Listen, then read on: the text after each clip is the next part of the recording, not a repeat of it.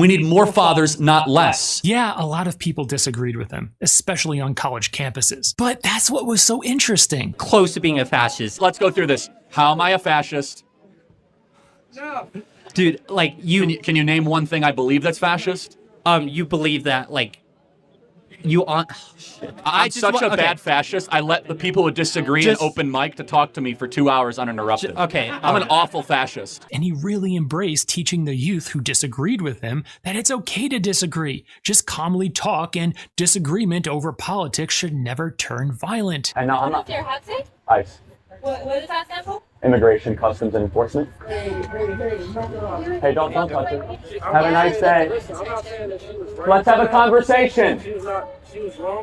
I wish we could be here without having my hat thrown off and stuff, but what we as a culture have to get back to is being able to have reasonable disagreement where violence is not an option. Also, it was interesting that he was going on college campuses as a conservative. You know why? Yeah, because colleges have historically been known to be quite liberal. Campuses are islands of totalitarianism. That's my point, is that campuses, because they're so homogeneously to the left. And he garnered a lot of attention for doing that. Come up to the mic and call me a racist to my face, or are you an intellectual coward and want to shout it from 30 feet away? You are a fucking racist who does not have accurate statistics or facts. You are not a gender scientist. I gotta say, your protesters are kind of weak here, guys. And some colleges have been known to be socially, academically, and even physically dangerous to conservatives on campus. I just witnessed Charlie Kirk get assassinated. It was the most awful thing I've ever seen in my life.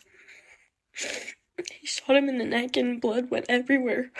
And the worst part of it all was the liberals who were there were cheering. I've spent a lot of time at many universities, and I've seen how dangerous it can be for conservatives on some college campuses.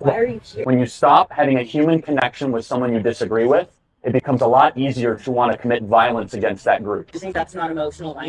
Isn't why we had the First Amendment to try to push our boundaries and to hear things that might make you mildly uncomfortable? This doesn't make me mildly uncomfortable. Does it make you very uncomfortable? It makes me angry. Like a lot of people, that's what initially drew my attention to Charlie Kirk. I remember thinking, oh no, an openly conservative on a college campus, he's going to get killed. And at the time when I was thinking that, I didn't mean that as hyperbole. People like me are facing violence, assaults.